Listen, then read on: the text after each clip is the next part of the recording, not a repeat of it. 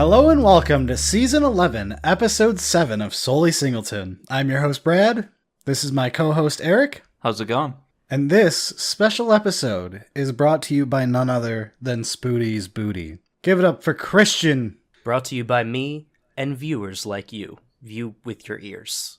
You view with your ears. Listeners. That's the English word. I'm still a little sick. It's okay, we're both a little drunk, so this will work perfectly. Perfect. This will easily be our most fun recording, probably ever. You say that at the beginning of the recording. This is still a hot take, so we'll hate it by the end. We'll love it by the end, but I'll hate it as soon as I have to edit it. Nothing can stop that. So, as all of you are hopefully aware, we had a contest for episode 100 back on episode 2 of the season. Go listen if you haven't. It was wonderful. The contest involved making custom cards for Christian's Cube here. Yes. We received more submissions than we expected. To put it exactly, we received 56 valid submissions on time, many of which came with heartfelt messages attached, which I didn't write out a response to each of those messages, but I want you to know that one of us at least read each and every one. I read most of them myself, and we really appreciate all the kind words, the heartwarming stories and stuff you guys put in there. There was a lot of actual really nice things to read. But reviewing the emails that came with the submissions was one of the best experiences I've ever had with this show, and I'd really like to thank you all before we get started. Thank you all so very much. Now, without any further ado, we present you this unexpected episode topic we decided to throw in before we do the actual reveal for who won, to aggravate all of you at home.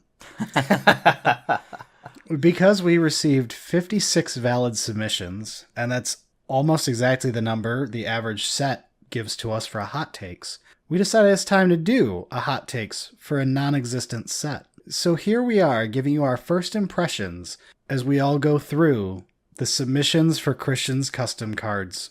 Yeah, it should be pretty fun. Sounds great.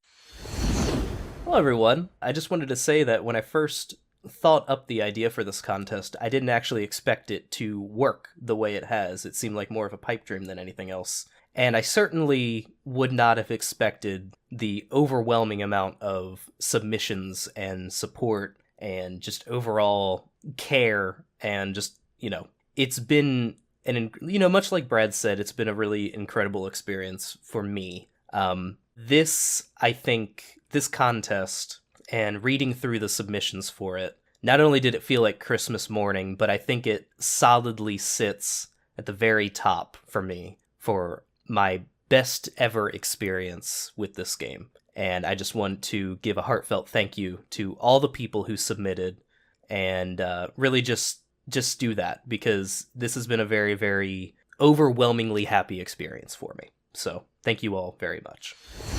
Right. So before we start with the first card, let's real quickly, because we're talking about this from a contest standpoint, talk about what you're evaluating with these cards. Sure, yeah. And also, let's be clear, I'm not making any decisions on this episode. If you think I am, don't listen to this for that. That will be next time. I have not made any decisions yet. I do not have any idea what I'm going to choose yet. It's very difficult. But the things that I am looking at, I was looking for a card, or a set of cards, that would fit well with my cube. And that means a couple different things. One, there is general power level to keep in mind. My cube, it's peasant, but not only do I have rare duels, but also I feel like the power level of my cube is quite high on the spectrum that can be seen for that format. And so cards that are going to make it in the cube, they can be cool and good, but if they're not good enough, there's not a lot of reason to play with them. They won't see play. So that was important to keep in mind. At the same time, yes, things that are too strong, like Soul Ring, you don't play. Exactly. And on that same sort of idea, there's sort of this vague description that I unfortunately had to give, which is that I want the cards to be uncommons. That means different things to different people, and I do understand that. And I especially understand that when I then said some things are not printed at uncommon, such as board wipes, or, things of that ilk. but I do want to see those submissions because they're holes in my cube, right? So that's a little vague, it's a little bit of gray area, and I understand that. That said, there are still some cards here where I think they go a little bit too far into the rare category. Besides that, some other things that I had to keep in mind, I put a lot of value into creativity. Thinking outside the box, taking a problem that may be simple, but fixing it in a creative way, that gets extra points for me. If somebody had just sent in Damnation, but it's uncommon, that's obviously not going to win, even though I would happily play that card. You know what I mean? So that was important to keep in mind. And to reiterate, if I haven't already, I was not judging cards off of their art, though some did an amazing job, I will admit. I do give a little bit of bonus points if they have good flavor text, or their name is especially good, but that's not going to be the make or break for a card winning or not. I think it's okay to do that one, though, because it's part of the card. There are top-down designs. Yes. Like, there are cards in Magic that exist because that was the design, from the name down to what it does. Correct. So it's fair if you're counting flavor text and name and stuff as part of your eval. Exactly. But in general, that's what I was looking for. The kind of card that wins, or in my opinion right now, is a card that I look at and I go, I don't have to do anything. I can just slot this into my cube, and it's going to play well. It's not going to be busted. It's going to synergize with the archetypes I have in place. It's going to, maybe fill a hole that the cube needed filled. Like, you know what I mean? It's going to be an easy card that just fits. And with that, I think it's time we get into it. All right, Eric, start us off with Somber Shred. Okay, up first, we've got Somber Shred, which is 3 white for a 2/2 elemental with flying. When Somber Shred enters the battlefield, if you cast it for its evoke cost, exile up to one other target creature. Return that card to the battlefield under its owner's control at the beginning of the next end step. If not, exile that creature instead, and it has evoke for white. You're starting off with a good one. Yeah, I mean, this one's pretty interesting. This is the one that I had trouble with, so I've only read like 10 of these. But this is the one that caught my eye because the art was like a little out there. So I read the card, and then I fell in love with how well the art matched the name, matched the card. Because for those of you at home who cannot look at this card, they chose the art, which is a raven's head and wings attached to a white, too many armed, naked figure. Like, it is so Shadowmoor white elemental with evoke. Like, it's got that Flicker Wisp vibe to it. Yeah. And this is where it's really hard, where I don't blame Christian when there's stuff where you have to remember to just judge the card and not the art with the card, even though this is the best match I've seen. Yeah, we're really starting off with the best example of that, I think. It's very, very hard. I had the same thing happen when I got to this card when I was going through the first time, because Brad's right. It is whoever's entry this is, I don't know, but you did a solid bang-up job on the art pick. I don't even know, by the way, because, again, I put all this together a week ago now, so I have no idea who submitted what myself. Yeah. Yeah, and it doesn't help that, like, the card's actually pretty cool, too. Like, the Oracle text. This card's up there, in my opinion. Like, first impressions-wise, this is in the running. I'm not going to say that yes or no for every card, but this one for sure. It's kind of got 2 modes with Evoke, that's always how it works. First mode is 1 white mana. It's basically 1 mana sorcery speed to flicker something, which can be good in your, if you want to target your own stuff, it's good to get a blocker out of the way, all the whole 9 yards with that kind of effect. And then the other mode is 5 mana for a 2/2 flyer that effectively just exiles something when it enters, Ravenous Chupacabra style. I mean, that's cool. That's good. Yeah, I mean, I think because it doesn't have any, like, clause of them getting it back, it's gone. Yeah. That's pretty strong. That's just a strong effect. There is the evoke's not nothing. There is the added fear, I would say, of this in a blink deck does become blink exile target creature. Yeah. I'm okay with that. I think that might be okay for 5 mana. And, like, it's got anemic stats. Like a 5 mana 2/2 flyer. Uh-huh. We're not looking at All-Star there.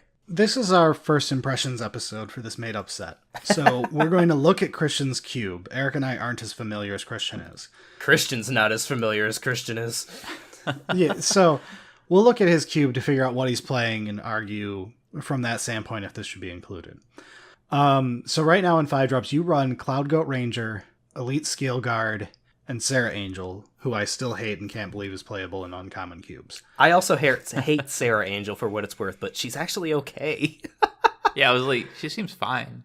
It's a problem with WotC's uncommon cards, where 1 and 2 drops can be as strong as rares, but then when you get to 5 and 6 drops, they have to drop off like a rock so that they don't ruin the pack format. Yeah. Yeah, I mean, I could see this making the cut, honestly. It's definitely up there. Like I said, we're starting off really strong. This is it's a cool design. It is it's a well-integrated design where, this feels like a Magic card. If they printed this, I'd be like, cool, Somber Shred. I'm going to try that out in my cube, To give you the rare standpoint, I would try this out in my cube because I have been wanting flicker cards that are playable where Cloud Shift is the 1-drop, right? That is just 1-drop blink something. Yes. Sounds right. And Cloud Shift is instant though. Yeah. But Cloud Shift sucks because it doesn't do anything. It doesn't do enough to be a card. Yeah, to be a card in both the draft and your deck. Uh-huh. We found out how strong blinking something twice is with Ephemerate. Yep. Yeah. And that's a gross Magic card. So it turns out the extra blink is more than enough to be worth the single mana. With Somber Shred here, you only get the 1 blink, or you can play it as 5-drop flying Chupacabra, which sounds just disgusting. It does. Yeah. It sounds really good. I'm thinking this is a 5-drop flying Chupacabra in white. Yes. That has some synergy of being, if you're in the blink deck and you have something great, you can evoke it out to get just stupid value there. I 100% agree with you. It's actually really cool that this works in the aggro deck, right? Because this is your 1 5-drop in your white aggro deck where sometimes it's remove their biggest blocker, you win. And then sometimes you don't quite get there quickly enough, so you spend 5 mana to remove their best blocker permanently and win. That's true, actually, because this is the flicker variant, not the blink variant. Exactly. I mean, that's pretty cool, boy, too. Oh boy, this is going to be a 7-hour discussion. I just realized. You don't get Revelark, do you? No, Revelark could be uncommon nowadays. Yes, we won't get into that. That's what I was thinking. I was like, is Revelark actually printed uncommon at some point? And if not, then no, whatever. Because I was gonna say this works pretty cool with that, but no, I compare this to Chupacabra, and it compares well enough. Yeah, that I would absolutely play this card just in general. Mm-hmm. Yeah. All right, let's go ahead and move on. We can't spend this much time on every card, or we'll never get done. So I'm going to go ahead and move us on to Archon of Dawn. 3 white for a 4/5 flying Archon. And it has several abilities. We'll start off, I'm going to skip down to when this enters the battlefield, create a 1/1 white human creature token. And then it has 2 static abilities. Non-Archon creatures have base power and toughness 2/4. Non-Archon creatures have flying and lifelink. In other words, non-Archon creatures are Seraph of Dawn, sort of. This card's busted. This card seems really, really, really strong. It's almost like there's a mythic called Harmonious Archon. Yeah. That's very similar. Now, in this card's defense, Harmonious Archon makes 2 of them. You're not wrong. And turns everything into a non-flying 3/3. Yes. Or lifelink. Mm-hmm. Yeah. Here's my biggest problem with this card right from the the thing is outside. Right from the get out is I don't know if this is too strong. What I do know is this makes combat abysmal. Oh, that's true. I didn't think of that. This is just going to be everything is 2/4s with flying and lifelink, except for this. But if they have 3 of them, you don't really want to attack with this either. Yeah, I was like, even this is a 4/5. It's not like this is gonna die easily. They just gain a bunch of life when you attack, and you only kill one of their blockers, guaranteed. Yeah, And I'm gonna clarify one more time. We're not making fun of the submitters. I still love this card, but I'm making fun of the submitters. Like, don't take it personally. this Please is a laugh bit too along strong with for us. your cube. It might be. Just a bit. Because, I'm looking at, like, what you've got. I literally don't play 6-drop white creatures. So, That's a good point, though. Yeah. This one gets bonus points for being something that is new to your cube. Correct. I still do think this is too strong. yeah. Like, I think this could be powered down to work, though. I Yeah. don't even think it needs powering down. It needs I just to think be... design-wise, it can't be such a walls the game. Yeah, it can't be 2/4s that it makes. Like, Yeah.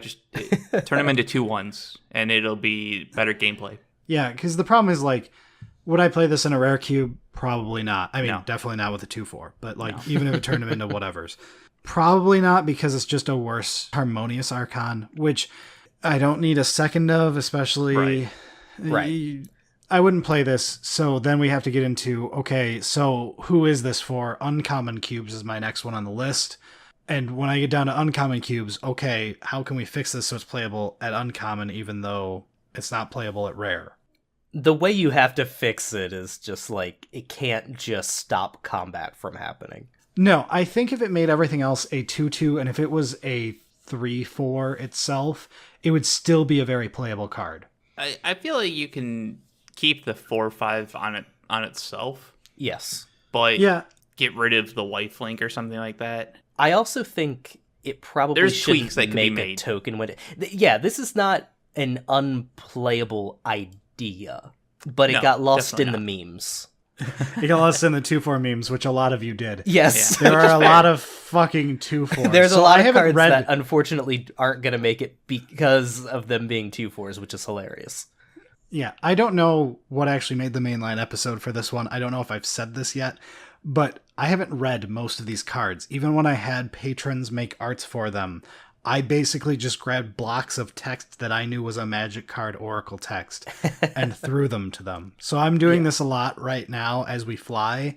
I still saw the text 2/4 way too often in these. Which is great. I mean, I love I laughed. committing to the meme. I love that you all love killing a joke as much as Christian loves killing a joke. You're all meant for each other. Oh, man. Okay, but let's put a chain on this topic and move on to the next card. Yeah.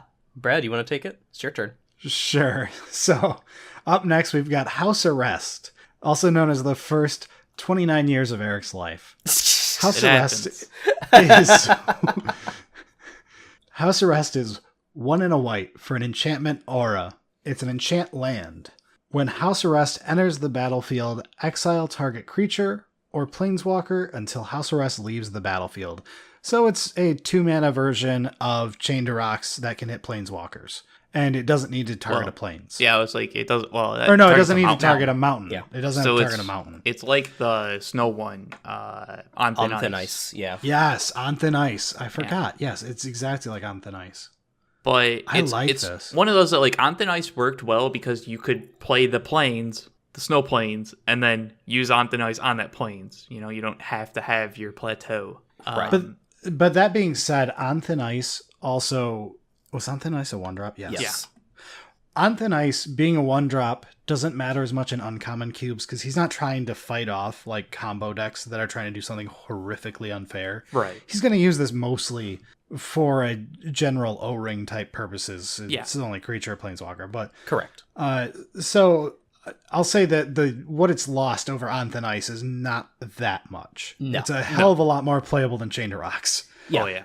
So to get my opinion real quick, this is a very cool card. This is one of those ones where it's like, this is a powerful effect, but I don't think it's too powerful. I think it's in line with what's needed. I mean, let's be honest, we get Path to Exile, we get Swords to Plowshares. And I've actually, with the influx of custom cards that even I was designing, I was thinking of retiring things like Path to Exile and Swords to Plowshares, and making cards that are close in power level, but are enchantments, because they at least have more synergy and they can do cooler things in that way. And this is fair. a perfect example of something that is that. I do like adding the little tag of Planeswalker on it because, like, so this is designed for an uncommon cube, but you've got an uncommon planeswalkers now, and that's not going away. Wizards in the future is going to print more uncommon planeswalkers at some point. So Correct. having that little tag on there is like, okay, we got a 2-drop answer to these planeswalkers as well as the creature, so that it can still do something in general play. Yeah, and I don't play that many planeswalkers anymore. Most of them have gotten cut. But as we'll see pretty shortly here, that doesn't mean that customs can't come in. And let's just say with the custom that's coming up, we might need planeswalker removal. So it's you're right. Fair enough. That's a good thing to have on there. All right, Eric, take us up next with Bumbling Pilgrim. I love this one. Bumbling Pilgrim is white for a 2/1 insect scout with flying, and when Bumbling Pilgrim enters the battlefield, you gain 3 life. Brad, it's Lone Missionary-ish. Yeah. It is. It's ish. with flying. With flying, but it gains 1 less life, Eric. I don't know. I don't know. Yeah, it's double white. white. Also, okay, a real question is, it's white. That's tough. So I think could that's it have been okay. white 1? Sure, it could have been Okay. white 1, but that's like white isn't undoable. I think the only reason why it would need to be white is if it had better creature typing. If this was somehow a human in whatever fashion, then yeah, it needs to be white. Maybe not if it's an insect scout. But that's actually not ruining the card for me whatsoever. Yeah, I mean, you play No. Lone Missionary, don't you? Am I playing it? I am currently playing it, yeah. I would cut it for this. Yeah. That's fair. I would as That's well. fair. I cut it for everything, and then I edit it back in once I was done testing and find out I hate the card. Because the thing is, the 4th life doesn't matter. Everything triggers off of 3 life. Right, even your pet card, Lone Rider, right? yeah. No, that's the Yeah. one that I always come back to, and that one's 3, Yeah. so I don't really need the 4th life. And like flying's really nice on a 2-power 2-drop creature. Evasion makes white cards fit in with more archetypes because they're obviously flying matters with aggro decks, but it means that it works with a flyers deck. It means that any +1/+1 counters are suddenly a lot better on a card like this. It matters. Yeah. Yeah, I mean, this seems sweet. I would play this over Lone Missionary even with the white. As Yes. much as like it sucks to have, because like Lone Missionary works great in those slower decks as well. Your blue style control decks that are also splashing white, or the black control decks that are splashing white or whatever. Makes it a bit tough with the white, but I think that's fair. And keep in mind, I play rare duels, so Yeah, it's not the it's worst not thing too in the difficult to. yeah, it's not Yeah. crazy. All right, Brad was alluding, and you were alluding to Planeswalkers coming up. Let's hear it, Spooty. And I'm sure Brad's very glad he didn't accidentally get stuck with this one. Yeah. I can read this one. He's only got 1 fucking ability. Sure. Yeah, sure. This is Gideon Night Prince. 1 white for a legendary Planeswalker Gideon. It starts with 5 loyalty. And in traditional uncommon Planeswalker fashion, this has 1- ability, and it has, I'll say, a static ability. It's windy, it's technically more than 1 ability, but I'll just get out of the way. It's quote-unquote the Gideon ability. I'll read it out. As long as it's your turn, Gideon Night Prince is an XX human knight creature with indestructible, that's still a Planeswalker, where X is Gideon's loyalty. Prevent all damage that would be dealt to Gideon Night Prince during your turn. So it has that as the static ability. And then it has a single -2 ability of you become the monarch. And I'm gonna throw out the flavor text too. It's I just can't wait to be king, which is pretty good. That's nice. Yeah. That's nice. So this seems strong. Let's play it in the rare cubes. I mean, I would. It's a 3-drop Monarch card. It's a 3-drop monarch card that attacks. I would absolutely test this card. Yeah. There is not a doubt. Yeah. This is one that I was glad we were doing the hot takes for because it's so hard to evaluate the power level of this card for me personally because I don't play with Gideons. So like I wanted to ask the fact that as proof that I read all these emails, I did not read the cards for the most part. I read this card because the email specifically called out the fact that Christian doesn't play any white planeswalkers, which I did not know. Okay.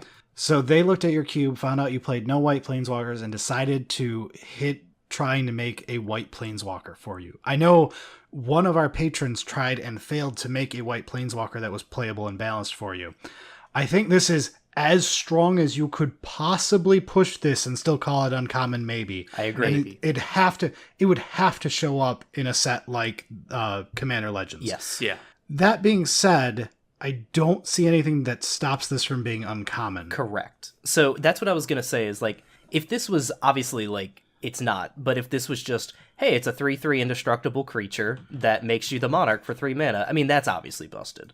But because this can be attacked, you know what I mean? Like, and if you steal the monarch, they can get it back a second time, but then you just got a 1/1, which kind of sucks. You know what I mean? Like, it's not completely busted. A 3/3 isn't crazy. They can, I guess, I don't know if it's correct, but they could play a 3 mana 5/5 creature. That's what I was just thinking, is that's the mode I'm most afraid of. Like, Monarch is very strong, but 5/5 indestructible for 3 is a dangerous thing for an aggro deck to have access to. But it can still just be attacked. Like, I guess if you're in aggro, they don't really do that. Sure, but you're the aggro deck. I don't care about being attacked. Yeah, and so this is exactly why I was saying it's good that some cards say or Planeswalker, you know, on the removal spells, because this is what you need to get rid of. I think this is slightly too strong just because it has the two modes of, it's a 3-drop 5/5, which is really strong for what you have, and it's also potentially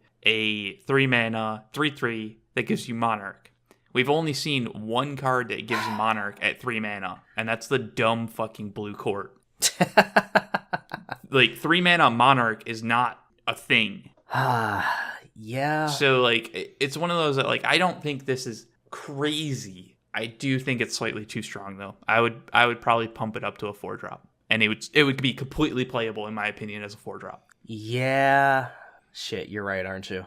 Like, I'm not saying, like, 3 drops is too strong. I think it would be questionable to include it as, like, it would be one of those, like, I would have, during playtesting, I would be keeping my eye out on it going, is this just unfun to a point that it's so strong type thing? But it's not crazy. It's a cool design. I love the design. Credit to whoever the designer is. You can probably tell in my voice I want to play with this card. So hearing it might be too good, you can hear I'm sad about it. That's a good sign that, you know, that you did well. Like, even if this doesn't win because it might be slightly too strong, I wish it wasn't. You know, like, I do kind of wish it was 4 mana now. I think it's just because there's the two modes there, honestly. Where it's, like, it's either a 5/5 or it's a 3-drop 3/3 that gives you Monarch. Like, the fact that you have that option, that pushes it over the edge for me of being like, this is a really strong card. Yeah, because in the aggro deck you can play it, you don't have to become the Monarch right away. You can start attacking with it, and then once things are petering out, you go, okay, fine, now I'm the Monarch, and I can refill, and I still have a 3/3 indestructible attacker. Exactly. Yeah, that's too good. So, shit. Yeah, that's kind of my thing. Is like, it's so versatile enough because it's a Planeswalker and it has this ability that, like, all put together. I feel like it'd be slightly too strong. It's possible that if you add enough things like House Arrest, that it's just fine. I don't know. Sure. Yeah. But it would be something I'd be keeping an eye on. I agree. Next up, we have Guardian of the Flock, which is 2 and a white for a 1/1 flying creature angel. When Guardian of the Flock enters the battlefield, create 2 0/1 white goat creature tokens. Cool. Yeah. This is a weird card. Like, it's hard to really evaluate for me because it's like, it's 3 bodies for 3 mana. But 2 of them almost don't count. Only 1 power flying. Yeah. you either have to be flickering this card, or you have to be playing something where the sacrifice is what you want out of it. Or you're putting counters on things. Or tokens. Or counters. Yeah. Throw a intangible virtue out there, and this is true. Get your 1/2 vigilant goats. There's a lot of play to this card. When we're saying it like this, I actually do like this card. Yeah. But on its own, like, it by itself, I'm top decking it. I go, okay, I've got 2 chump blockers, then a flying 1/1 eventually. Like, it's not terrible, I guess, but what do you play at 3 mana? 3s for white I have a lot of. That doesn't necessarily mean they're all good, but I do have a lot of them. I hate several of these. That's fine. But I know you're going to argue them. No. Like, even some of them that you hate, I probably would say, yeah, that's in there because I'm being weird. You know what I mean? Like, that's okay. I'll put it this way. I'm not going to insult individual cards in Christian's Cube right now when I'm a little tipsy, but I will say I would play Guardian of the Flock over several of these. I probably would at least try. Like, if this were a real Magic card, I'd probably try it out. There's some value to be gained of the fun factor where people just like making goats And you can Yeah. totally imagine the person who's like, I have Ephemerate and Guardian of the Flock and Soul Herder, and I don't Jesus. care if I win because I need all of your goat tokens, sir. All right, so Yeah, when I you mean, say it like that, I am 100% the person who would do that in my own cube. Yeah. So Much like is as the inverse. So we just got done talking about the Gideon Knight Prince card, and that was breaking the top end of the power amount that can be allowed in my cube. I think the only problem that we're having with this card is I think it's on the lower end, and we can't quite tell without playing with it if it's too low. yeah, it's just one of those, like, I feel like it synergizes with enough cards in your cube and enough themes in your cube that it'll be fine. But on its own, the floor is pretty low. Yes, but not abysmal. No, it's not. I mean, it's 3 bodies for 3 mana. Like, at the very worst, top decking that is like, okay, I've bought a decent amount of time. Mm-hmm. You get like 2 blockers, and then you get something that can hold a sword. Yeah, which, yeah, I mean... well, you can't hold swords, but Well, you say that, but we're playing custom cards, sir. I can make any sword I fucking want. this is true. Bone Splitter's kind of a sword. There's one later on that I know you'll like, Brett. I saw it. I haven't read the text on it. I just saw it was a sword. I'm gonna tell you one word that's on the sword. You ready? Cascade. All right. Cascade. Holy like shit, the it was... sword. I like the sword. Fuck. All right. I vote the sword wins. Shall we move on? We should move on because there's a lot of cards left. Okay. Next up is Redemption Sphinx, which is 4 white for a 3/3 Sphinx Angel with flying. When Redemption Sphinx enters the battlefield, you may exile target permanent. Whenever a permanent is exiled from the battlefield, it enters the battlefield under your control. This is a contentious card where some of us think this is busto, and some of us think it's merely okay. I think it's all right. I think it's busto. Don't think... I do. So if this was in a format with constructed decks, this would be fucking insane. Okay. Sure. If this was a legendary creature in EDH, this would be unfun. Yes. Well, yeah. Yes. In a limited format, as a 6-drop creature of which you have 0 playable ones, I would test this card. You would slam dunk this card. I mean, yeah. I don't think... I think this is too strong. I don't think this breaks that point. I think it is, because look at Agent of Treachery and how good that's done in your cube. I agree. This is probably better. But And it's a mana less. Like... I agree this card is very strong. If we were playing constructed, this card would be absurd. Sure, yeah. But like, cube is not limited, though. I agree. Like, there's so many O-ring effects, and like... Without secondary O-ring effects, if you look at it as a one-time effect, this would be a totally alright card. Like, this also means that anytime you flicker an opponent's creature, you just Oh, steal I it. agree. Like, it's just... First of all, it needs to say non-land permanent, I think. That's my first problem with it. I don't think I like that it can steal lands. Yes. But... My problem with it is actually it needs to say opponent. So, like, as it works right now, if your opponent paths something of yours, you just get it back. Oh, Jesus. There are problems in the text box of this card. I didn't think about that. That wouldn't make it through development, No. kids. As someone who has done this type of stuff before, this wouldn't make it through the actual development phase. But the general idea of this card, I don't think is too strong. If it was a 3/3 flyer for 6 mana that in a flavorful way steals an opponent's thing in white, I would play it, you would play it, and I don't think it would be the most busted card at 6 mana. No, it would be just be good. a good 6 white drop finally. Yeah. Which we have very few of in Magic history, which is why it always feels like I'm not allowed to have this. White's supposed to feel like trash to play. I don't know, dude. I think this is still too strong. I do still think it's too strong, especially the way it's printed. I think you'd have to... It's maybe one of those effects where in order to make it weak enough, you then make it unplayable, unfortunately.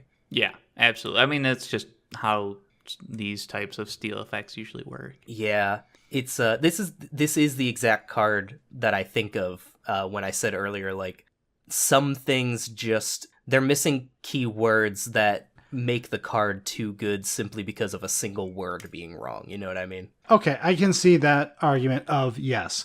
I think there could be things that could fix this card for uncommon, though, is my point. Yeah, oh yeah. You made it sound absolutely. like it was so far gone. I'm like, I think if we're doing things like uncommon Wrath of Gods, this is in that realm to me. I don't think as it's printed it is, but I think that there are ways to fix it. And it's one of those that, like, because it's ETB exiling with the secondary clause, even if you fix it of, like, your opponent's paths and whatever, it's still too strong to me because it's a repeatable agent of treachery, essentially. Yeah. I feel like there's ways to fix that. Like, maybe you make it just cast instead of ETB, so it itself steals 1, and then other O-rings steal. So it's one of those, like, I think there's ways to fix this, obviously. I think this is slightly too strong as it's written for uncommon. This would be playable in Brad's Cube. Like, Yes. Yeah. Yes, absolutely. Yeah, like, I would be all on board with testing something like this in Brad's Cube. But I think, like, it is one of those, like, yeah, you don't get the top-end finishers. But that doesn't mean we should go crazy. That doesn't mean I should get Elish Norn. You know what I mean? Like, it's... Yeah, right. So, like, Redemption Sphinx is the kind of card that I'm like, seems sweet. I love the idea, but a little bit of tweaks here and there, and it would fit better, in my opinion. Yep. But, Yeah. all right, Spooty, we got some more memes for you. Take the next one. It's another meme. It makes me think, though. So, Oh, yeah. this is Elvish Vigil. It is white. Now, let me finish the card. It is white for a 2/4 Vigilance Reach Lifelink Elf Soldier. What do y'all think of that card? How will Seraph of Dawn get past this? Oh, wait, there's more. Elvis Vigil can't attack or block unless you control another creature with base power and toughness 2/4. It's a meme! Yeah, But... so several people submitted 2 cards where they submitted their serious card and a joke one. I did not put all those joke ones in here. No. This was this person's only submission. I have a feeling they were mostly doing it for a laugh. I still think it's a alright design. It's just hilarious. It's I think in order for this design to work, it obviously has to be a power and toughness that's more common. Like, In your cube, this is more common. we joke, but, like, I don't play a crazy amount of 2/4s. You need to have a pretty high density for this. How many is it right now? Someone look it up, who's actually. not currently making a fiend of Slanesh. As of right now, what's your guess? If you had to make a guess without thinking. 4. 12. Who said 12? Who said 4? I said 12. I said 4 Eric is right. It's 4. because I Eric cheated. looked. Oh, did you look? I cheated. I absolutely Of course he cheated. looked. Someone at home right now listening to this, go back to the episode where I make fun of Christian and his fucking spiders. I called him out for how many 2/4s he played in his cube at that point. Someone please tell me how many it was, because I will have a good laugh when you send that to us as a tweet. I think it was only like 6 or 7. Yeah, like, I don't know, but it was a number. which is believable. But that's it's actually less now than I even thought it was, ironically. But I would be interested with Elvish Vigil if it didn't have the can't block. Like, let this be the wall that has a problematic and hoops to work to jump through to attack. So you're saying it's essentially a wall, but there is some flavor text to let it attack. Yes. That's cute. A 2/4 wall with reach and lifelink for white that becomes a vigilant attacker. that is You can also take an vigilance off elf. this card. Yeah. Who gives a shit about your elf tribal? That, Fuck off. No. That really matters in my cube. There are tribal synergies. There are things that give things to elves. That It's matters. not nothing. It's not nothing, but, like, it's not that big of a It's deal. not enough to Like, break a card. No. But it It's a nice factors little into bonus. the power level, though, I think. It would be the same thing of if it was a human, though. Like, It'd be better if it was, a human soldier, it'd be similar. Yeah. So I think that is the kind of design that, like, as it is, it's too many hoops. Yeah. But if it could still block, that would be a hell of a wall. This is it's very reminiscent, admittedly different, of Sarah Avenger? Yes, which is the one that required you to. It has to be like play your it third on turn or 3, something, 1, 2, or or yeah. something. And it was white But- for a 3/3 flying lifelink, I think. The difference was that card could only be played at that point. Correct. This card could still be played Although this card does nothing at that point because Also correct. I'm thinking of Eric's fixed version, which I need to get out of here. Yeah. So as it stands, no, I do not like this card. But Eric's fixed version with that minor change does make it arguable to me. Yeah. But I think it's a cool design. Like, even memes aside, there's interesting things to it. You can tell they actually actively tried to make a card that is like 2-4 matters, but isn't just like, if you have a 2-4, you win the game. You know what I mean? Like, it's... Yeah. So, yeah. I still appreciate that thought that went into that. We're done with white. So, white, we had 8 cards to go through. Blue, we've only got 4 of them. But let's move on to blue. So to start off in blue, we have another early favorite of mine. And it does... So this one is another one much like, what was it? Somber Shred earlier, where they chose very good art to match the card. And I think on top of that, the card, once again, it reads out and feels like a Magic card, which is, I think, a little bit actually easier to do with adventure cards. So, allow me to read Alluring Naiads. Alluring Naiads is an adventure card, so let's start off with the adventure itself. Beckoning Call. A single blue mana for an instant adventure. Target creature attacks you this turn if able. And with the adventure text of then exile this card, you may cast the creature later from exile. The creature portion is Alluring Naiads, 1 and a blue, a 2/1 flash nymph. When Alluring Naiads enters the battlefield, target creature an opponent controls gets -2/-0 until end of turn. This card's really cool. Yeah, there's a lot of play to this that I'm trying to wrap my head around. So, like, it's got an instant adventure and a flash creature. Yeah, so you can just do all 3 in the middle of combat and really make things weird. Which is only 3 mana. That's not ridiculous. Yeah, I guess not in the middle of combat. You kind of have to do it. You like split it up. You know what I mean? You make something attack and then later on you can flash it in. But yeah. Yeah, I mean, I'm trying to like look at like what you have because it's one of those like this is for your cubes to compare it to creatures that you have in your cube. Sure. And going back because like it's tough for me to remember what uncommon 2-drops you have in creatures. Yeah. You don't get Snapcaster. I know that. So let me point out the card Threnody Singer right now, which is similar. I don't know that one. This is Threnody Singer is 1 and a blue for a 1/3 flash flyer that when it enters the battlefield, target creature and opponent controls get -X/-0 until end of turn, where X is your devotion to blue, so minimum of 1. They're very similar cards. Okay.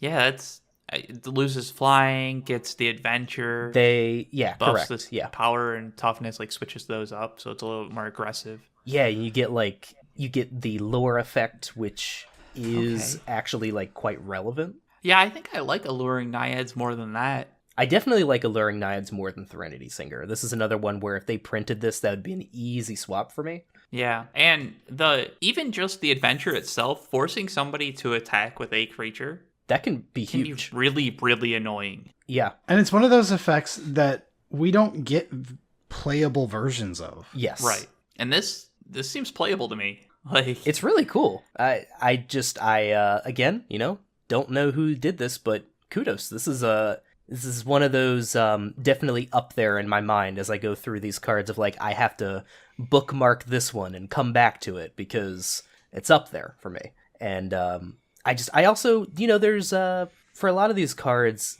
it's easy to just skip over like flavor aspects of it. This is such a flavorful card. It's easier to do that with an adventure card.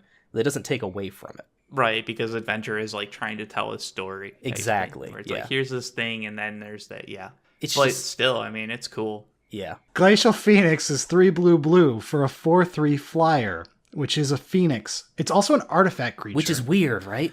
It's a little weird, but I'm good with it. Yeah. It's got cycling for 1 and a blue, and when you cycle Glacial Phoenix, counter target non-creature spell with CMC 3 or less. So it's Smother Negate. I'm sure that's what its that's playtest uncounterable. Yeah. It's Smother Negate that's uncounterable. That is also a 5-drop 4/3 flyer. Well, when you cycle it, you draw a card. Yeah, you add a draw card on there too. Yeah. Yeah.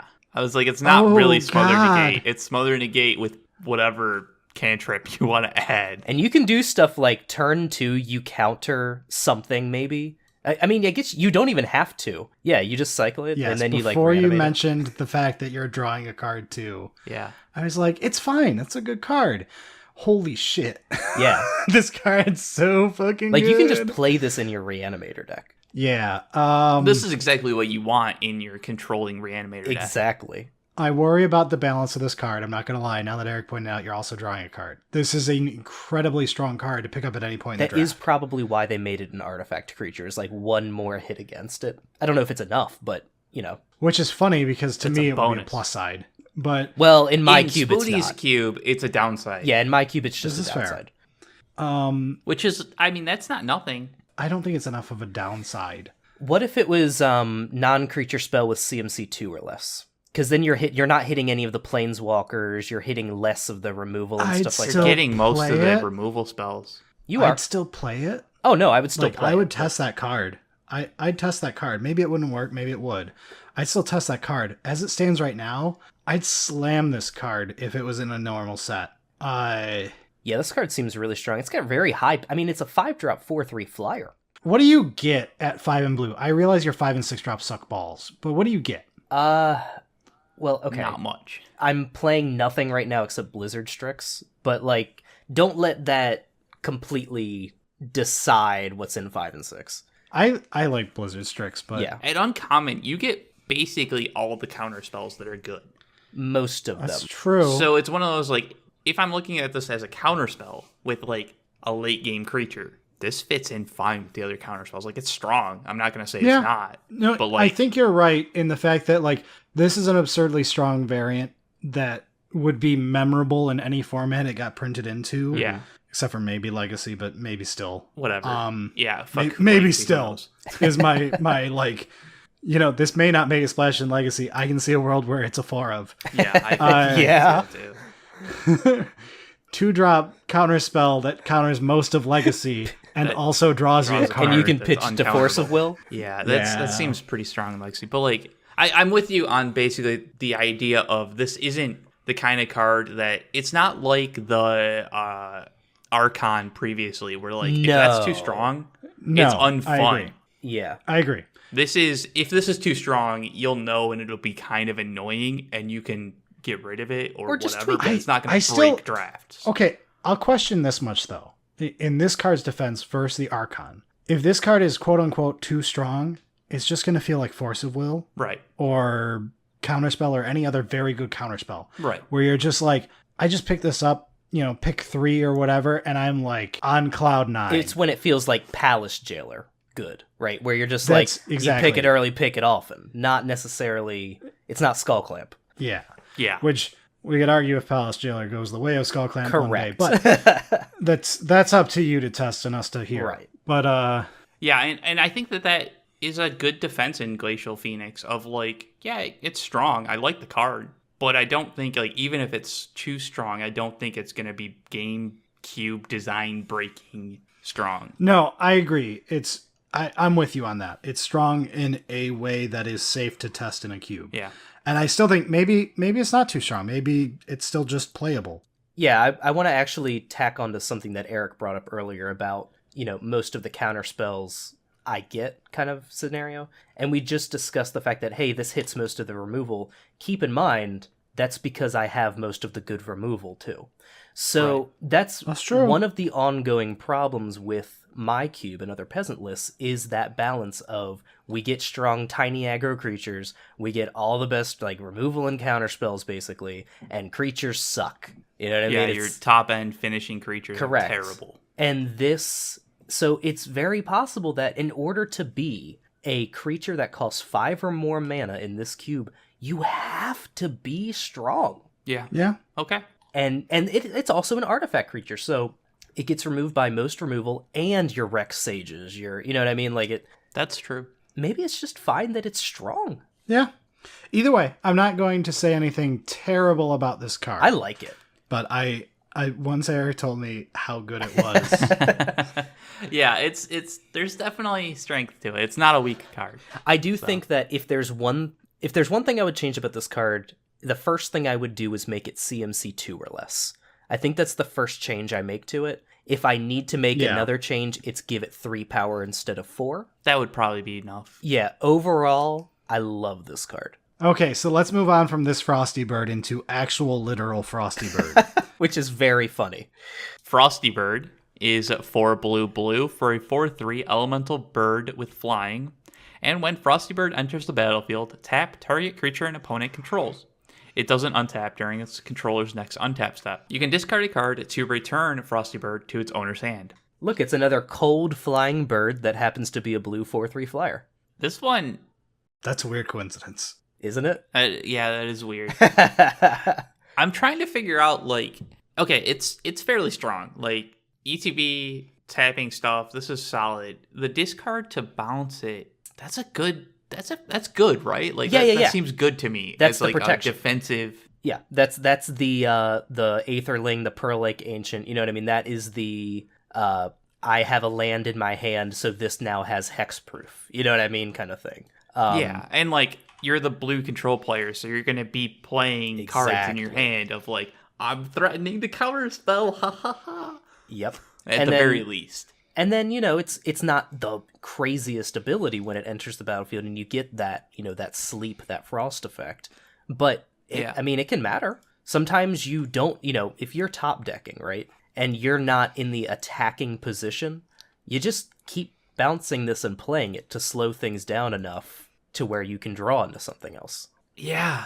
It says target creature. I was gonna say, oh, you could tap down lands and stuff, but... No. And you can block with it, too, actually. So you can play it, tap down their biggest thing, they attack, you block, you bounce it, you replay it. It's quite strong. I like it. I don't think it would work in a rare cube, but for your cube, this seems perfect on balance versus actually being a game-finishing control card. In a cube where blue top-end control finishing creatures do not exist.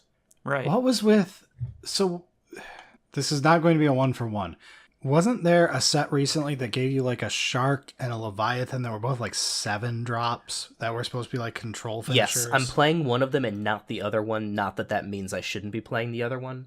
They both had cycling. Sure. The one that I'm currently playing is 7 mana. It's Waker of Waves. So that was 7 mana for a 7/7. Your opponent's creatures get -1/-0, and you can pay 2 mana, 1 in a blue, and discard it to look at the top 2 cards, put 1 in your hand and the other in your grave. This is totally playable. Yes. This is totally printable. Yes. Like, yeah, this seems perfectly balanced. That card to this card, it feels like it could be in the same set. Correct. Yeah. And I would easily play this over Waker of Waves. I would probably change the name from Frosty Bird to something else. No way! Based on the plane that it would be on. Frosty Bird stays. No. But, Frosty Bird would be funnier if it's one of those things like, what was the Mark Rosewater one where they had the playtest name and they just kept it? Oh. It was like switcheroo. Yeah. Switcheroo.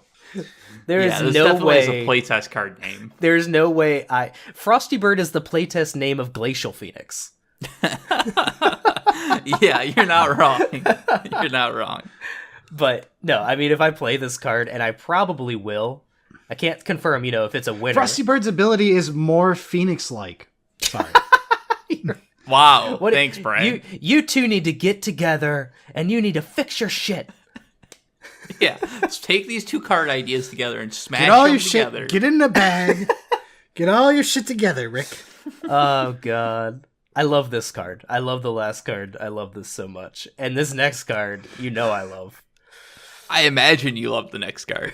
The last card, I know who submitted it because he begged me to remove his original entry so he could instead put this in. And when I read the card, I said, okay.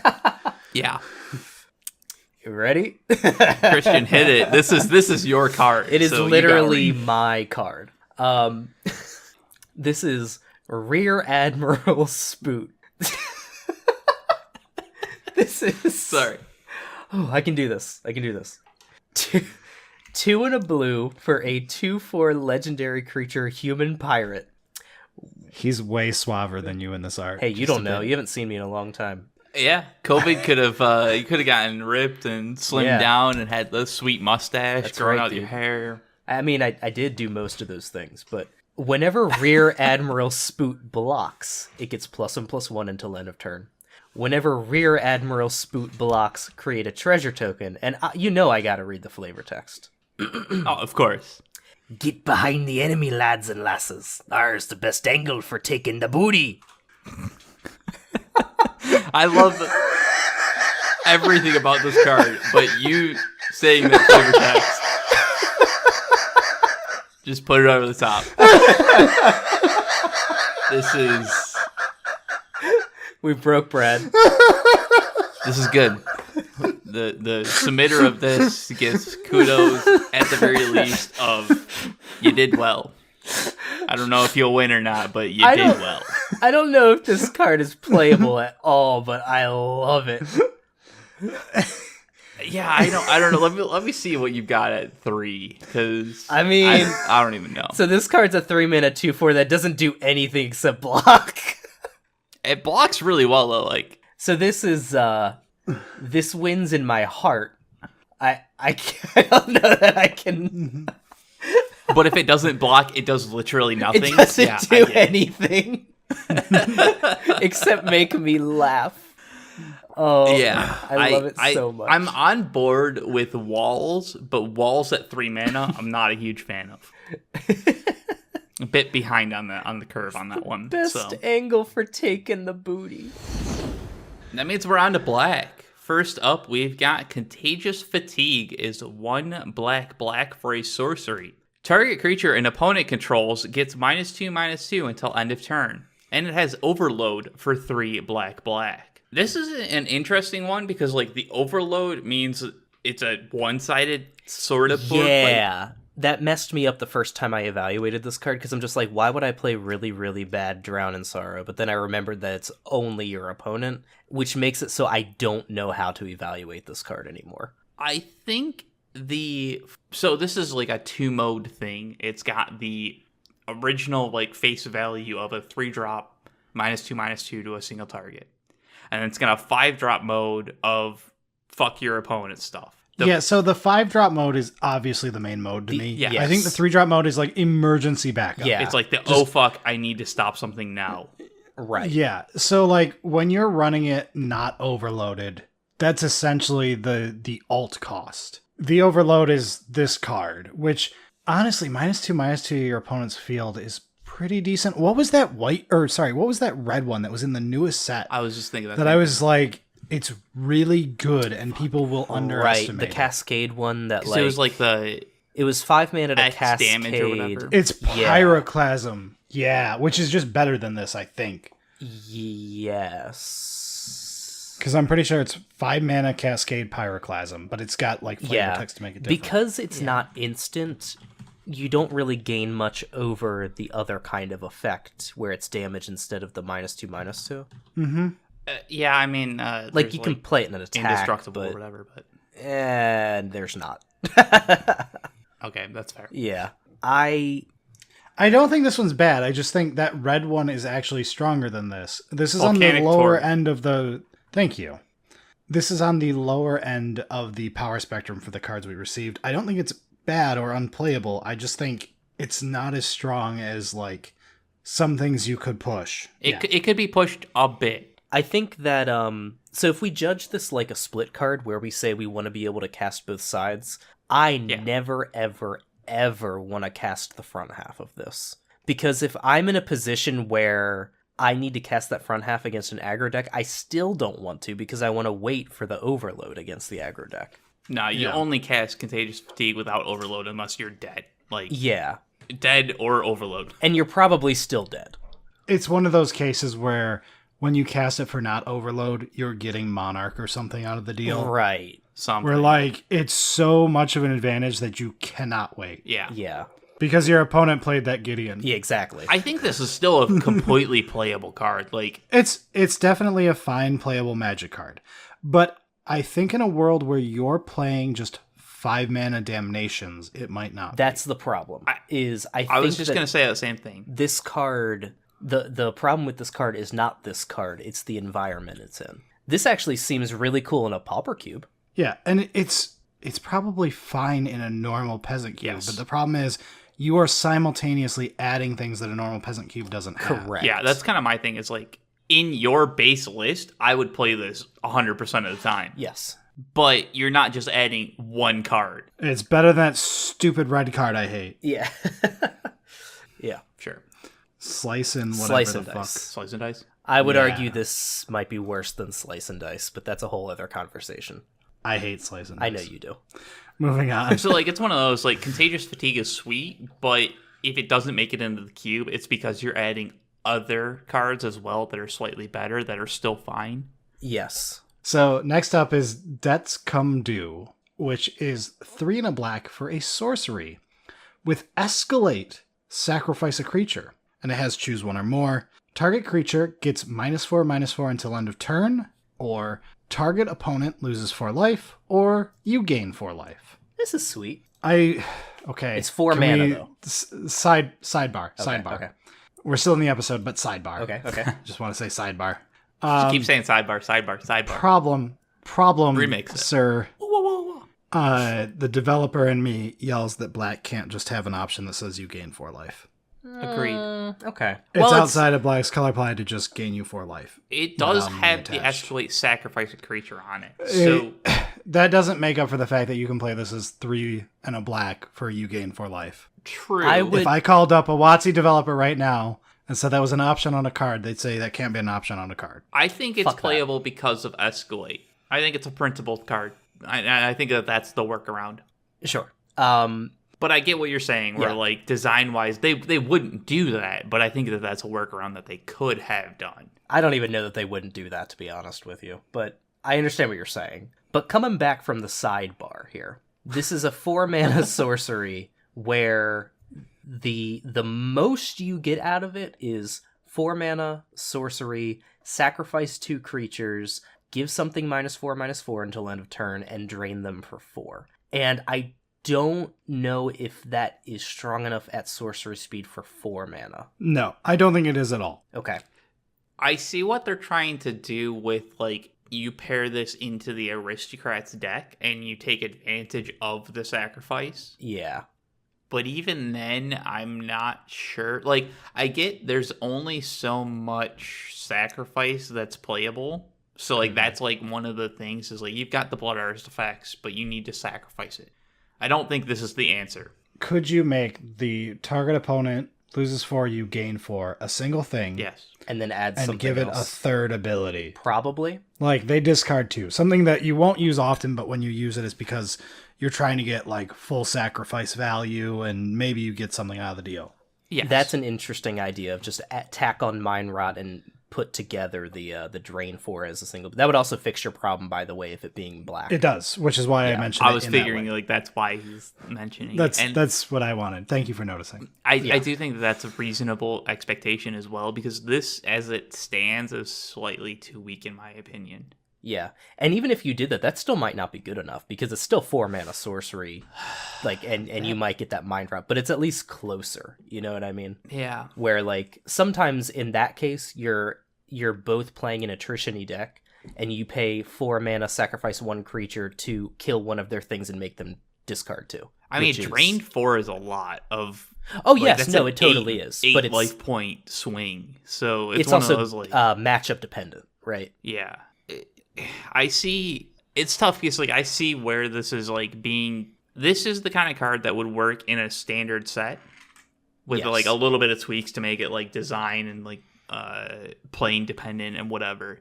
Uh-huh. But I don't know if that's good enough in your uncommon cubes. I'm gonna just explicitly say right now, it's not. The Yeah. power level of this card is not strong enough, unfortunately. I like the idea of multiple sacrifice things in that deck, though, because I've always been a big fan of God Eternal Bantu, where it's like, okay, Love that card. I'd play it, and I've sacrificed a bunch of things, and they're just dead because of my Blood Artist. Yes. The fact that this can only sacrifice 2 at the maximum, so it doesn't even have that as, like, I play this card, I sacrifice my board, they're dead. Sure. Yeah. It's just one of those, like, there's a lot of interesting things, but I don't think it's quite all meshing together in the way that I want. I really want to toy around with escalate sacrifice a creature, though. I love that idea. That text as itself fucking phenomenal. I love that. Yeah. Alternate fix. Escalate, sacrifice a creature. Choose one or more. You may choose the same one more than once. Okay. Yeah. How busted Yes, is that? but I'm that's in. way too good with the lose 4 life. Okay, so yeah, you probably have 'Cause to you nerf just that kill mode, him. huh? Yeah. Fuck. You put it to 2 life, Fuck. I'm in. You put it to 2 Sure, life, okay. I'm Yeah. in, and that's fine. That's a perfectly reasonable card to me. Then it's a one-shot double goblin Bombardment. Yeah. Yeah. You might also I'm need to in. reduce the -4/-4 at that point. No, that's fine. -4/-4 It's just kills sack a most creature, things. kill a creature. Because it's I kill a dude guess. and then mess up your life total. If you're using the kill a dude, they're not dead, so that's fine. Not that turn. Yeah, but No, like but- if you're sacrificing your board, you're not going to sacrifice your entire board if they're not just dead. True. Like, so it's one of those, like, I think that's like the kill spell of being the -4/-4 is like the alternate mode of like, okay, I have a kill spell and I can just use some value reassembling skeleton nonsense for fun. Yeah. We're spending a lot of time on this card because it's a cool idea. That's how it always works. It's because there's a lot of interesting things to it. And Yeah, like this is I want to springboard off this idea and create something that can be played in my cube because I like the idea. yeah, absolutely. Okay, that's probably enough. Let's move on to the next one. Next up is Dire Repercussions. X black black black for a sorcery. All creatures get -X/-X until end of turn. Then each player loses life equal to the number of creatures that died this turn. And it also has an ability you don't see very often. Fateful Hour. If you have 5 or less life, each opponent loses that much life instead. So it prevents you from just accidentally dying if you have too little life. Which is sweet. I do like the Fateful Hour usage. That's sweet. As It's like pretty cool, right? Oh shit, I can still play this when I'm gonna die. Yeah. It is a lot of mana to do things with it. Yeah, I mean, what's On Drown top in of Sorrow triple cost? black. 5 now for this? Yeah, it's Drown in Sorrow becomes 5 mana and you don't scry, but they do lose some amount of life. Maybe it needs to just cost black X? I don't know, dude. It's one of those, like, I think this is like, what if you're playing this in like the elf deck, right? Mm-hmm. You play a bunch of elves, you play it for X equals 4, kill the board, and you do 7 damage, 8 damage. And I then don't care. what? Yeah. I don't care. I still don't care. But like That's a lot of damage for wiping the board. but you probably haven't done any damage. So you just I kind guess of the die. the Rampy deck doesn't really do aggressive Yeah. nature. Yeah, okay. And you still need triple black. Yeah, I'm trying to like this card. I'm trying to find. I like this card, I don't think it's good yet. enough. I think black has a lot of these cards that are like but I like it. we like the idea, but we're trying to make it strong enough because it's not. That's fair Yeah. when most people submitted black cards. Yeah. Okay, not most people, but the largest number of people submitted black cards. Yeah. And I do really like the design of this card, so I'm trying to make it work. But yeah, I I just think don't this is see it. also another time. So I think a lot of people saw the fact that black needs a board wipe, and they're trying to make one that's not just wipe the board, but Which is is fair. strong enough, but not too strong. And I know from experience, it's really hard. Yeah. So I'm not looking at these and going, what were you thinking? I'm looking at it and going, I understand your struggle.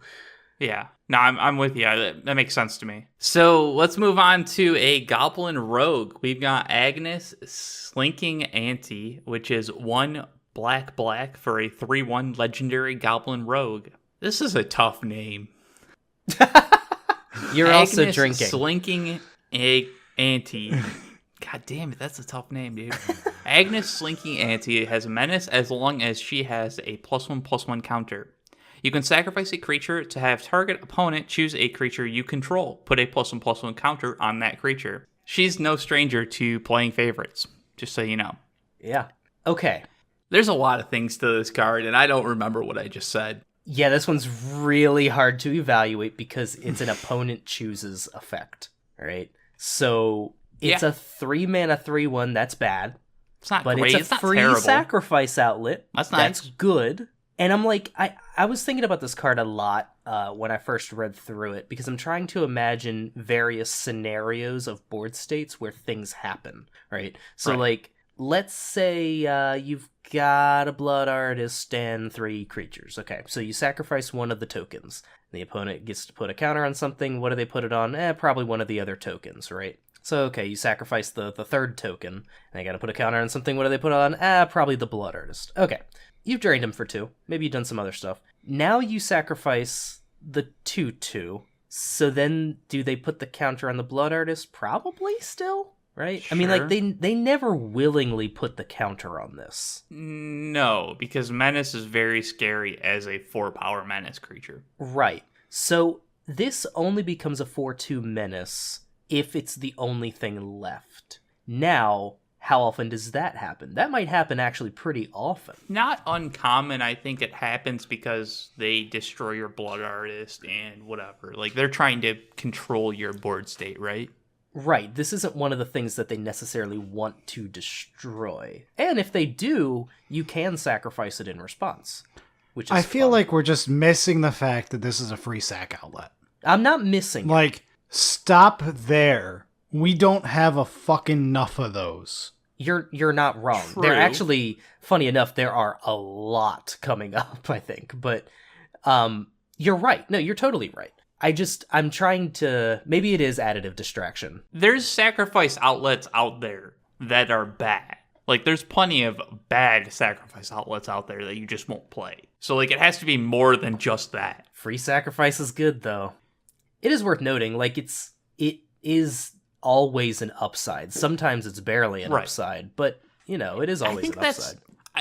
I think that combo together with, like, what Brad's saying is, like, it's a free sacrifice outlet. That's good enough. Well, I don't think that's good enough, but the fact that, like, it's always an upside, even if they get to choose the worst of the upsides, it's an upside. And you know what? I just thought of something else. We're evaluating this in a vacuum to some extent. Drunk, even. Now you just put this in a black-white or black-green deck, and oops, I put a counter on this with other means. Yeah. Mm-hmm. I mean, that's pretty good, right? And your opponent is forced to put counters on creatures that are already getting extra benefit for counters on them. Like, or you have other ways to do it. Like, imagine you've got this one token and Abzan Falconer out, and you sacrifice the token. Holy shit, that would be annoying. Yeah.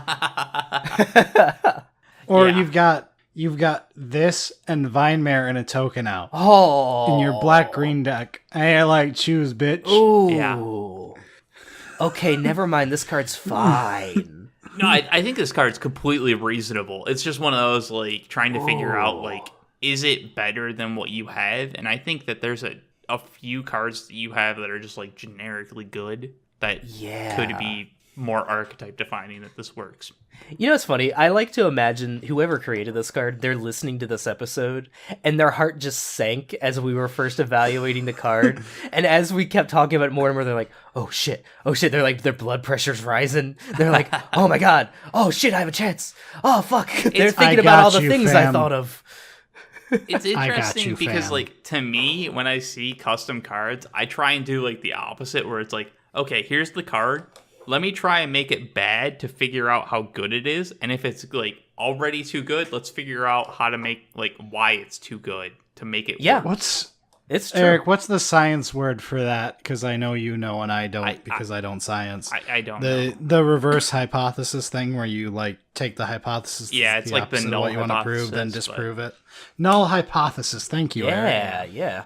Oh, look at you. Drunk and smart. Usually. So up next we have Shinobi Recycler, which is 3 and a black for a 2/4 zombie ninja. As a ninja, it has ninjutsu for 1 and a black. It also has each ninja card you fucking fuck. It also has each ninja card in your hand has cycling 2, and you may activate ninjutsu abilities from your graveyard. I did that all in one take. Fuck you, Christian. And I'm leaving it all in. You fucking animal. This card has a lot of things happening. But do they do anything? That's the question, isn't it? Ninjutsu from Grave is kind of cool.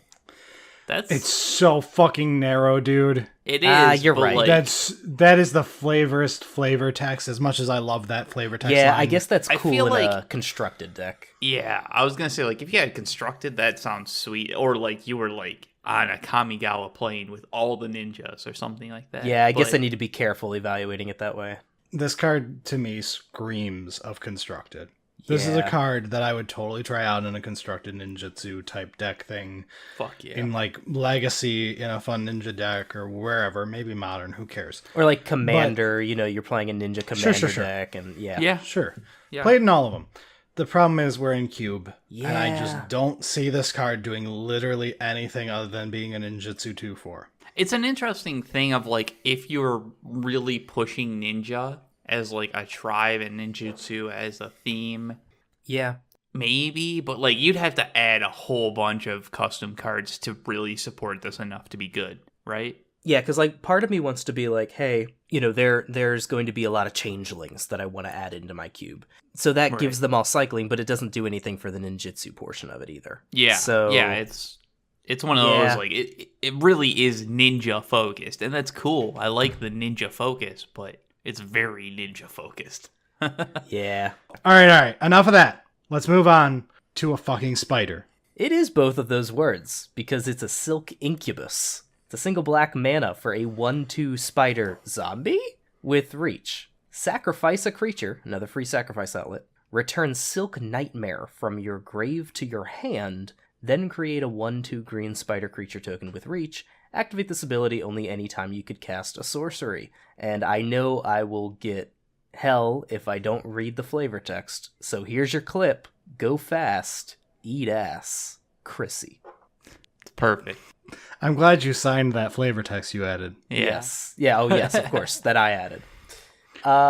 So, as an aside to the sir, ma'am, or other who created this card, Because we totally don't know. I literally cannot remember. It is on the artist credit. No, it's not. Shut up. Yes, it Oh, is. shit, it is. Okay. Also, you should have known. Okay, well, Probably. to the person who made this, the Dutch were wrong, and also, Yeah, that's it. an incubus is a type of demon, not a type of zombie. Yes. That is my main problem with this card. Is you just fucked up the type line on a top-down design. You don't fuck up the type line on a top-down design. This is why you lose. You lose. Good day, sir.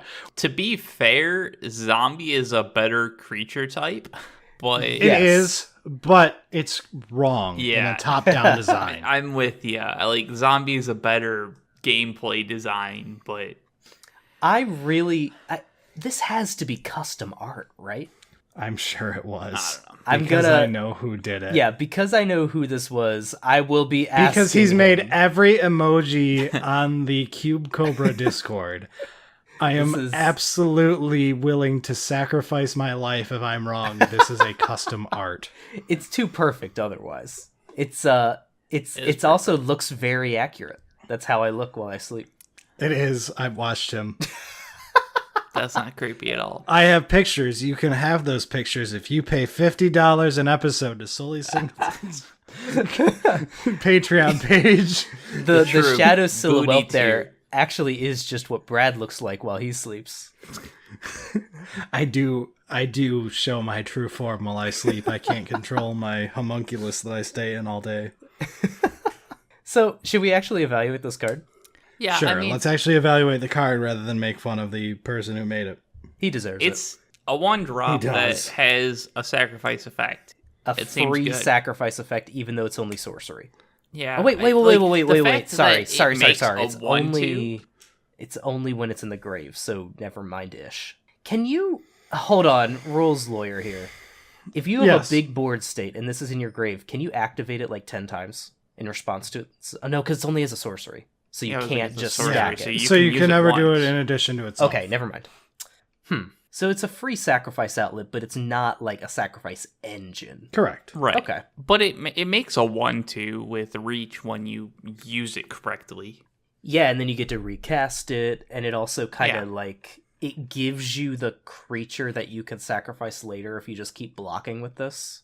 Exactly. And I think that that's where this kind of like turns from just a sacrifice creature to more of like this Durdle engine. Yeah. And I'm not sure I like it. It's not bad. I'm not sure I like it though for what those decks are trying to do. Do you feel like there's the problem similar to I think it was the Archon above, where this makes poor gameplay? Yeah, that's what I'm wondering. Yeah, that's my exact problem. It's a little bit, the art, the text line for the creature type. The flavor the text. flavor text may be problematic. There's a couple problems. No, but it is one of those, like, I don't think this is as bad where it's like it'll warp the entire board state, but I do wonder if this is not optimal gameplay type thing where like it's just going to start clogging the board as a one drop. I could see that. Which, how many of our patrons submitted a joke design to us knowing that we would talk about it seriously for 10 plus minutes? all of them. Okay, let's move on to another black 1-drop here. Stalking Revenant is black for a 2/1 spirit, with as an additional cost to cast the spell, put a -1/-1 counter on target creature you control. It has Menace, it can't block, and you may cast Stalking Revenant from your graveyard. The way the additional cost is worded, you cannot play this on turn 1, correct? Because it says target? Yeah, I mean, Correct. It's an additional cost. So an additional cost that requires a target, meaning you are unable to play it if you have no target. But if it didn't say target, you could just play it on turn 1 with no downside? Yes. Okay, yeah. Okay, that's what I thought. Because at No, first... No, it's an additional cost, no matter what. It's an additional cost. You must pay the cost. Yeah. Okay. Anything that's an additional cost has to be paid in some way that's possible. So unless it says, as an additional cost, you may blah, blah, blah. Right, but it's not worded... the ability isn't like you have to discard a card, but if you have no cards in hand, you're still fine kind of thing. Correct. Right. You're still fucked. Okay. All right. So... This is one of those, like, this isn't a turn 1 play. That's fine. No, this is your recursive 1-drop. This is... Yeah. And it's so interesting. It is. I really like this design because it holds you back in ways. Yeah, it's not just a slam dunk, and I kind of love that. Mm-hmm. Because, to be honest, you don't get 1 mana recursive creatures. No. Especially not 1 mana 2/1 recursive creatures. Correct. The best you have is that shitty cat, right? Yes. That one doesn't count, by the way. So, I respect this more than I respect the ones that are just, here's a 2/1 recursive creature at 1 mana, fuck you, Watsy. Which, that's a take that I'll accept. Sure. But I'm saying, this one I like as the stepping stone. I do like the little tack on of Menace of like, okay, I understand this isn't being played turn 1, but eventually I'm going to probably want to swing with it. Menace makes it so this 2/1 probably can actually do some damage. Absolutely. The additional cost sometimes is sacrifice a creature, but a lot of times it's not. I mean, if you have a big enough creature, you can just keep putting it on the same creature. Oh, yeah. Yeah, definitely. Yeah. And sometimes it even is fine if it kills something of yours. Yeah, like in like the Blood Artist type decks, you kill a token, whatever, you're going to trigger your Blood Artist. That's fine. Like, it's not optimal. Usually you want to like set it up so like there's more things happening. But I think there's enough play to this that it's not a ridiculous downside type thing. If this wasn't a good attacking creature that can kill your opponent, then it wouldn't be good enough that you can recur it with that downside. But because, like, you don't need to go crazy comboing this off. You can just keep bringing it back and attacking them, and then they need to answer it. And then you bring it back, and you're like, cool, answer it again. You know what I mean? Like, that's pretty cool. Yeah. And yeah, it's because Menace, it's like they have to commit resources to blocking this, which means the rest of your board state has free reign.